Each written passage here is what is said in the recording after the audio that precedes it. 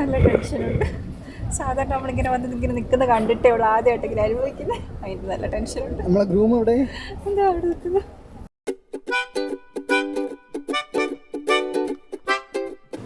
ഈ സമയത്ത് പറയാനുള്ളത് ഹാപ്പിനെസ് ആണ്, എക്സ്ട്രീം ഹാപ്പിനെസ്.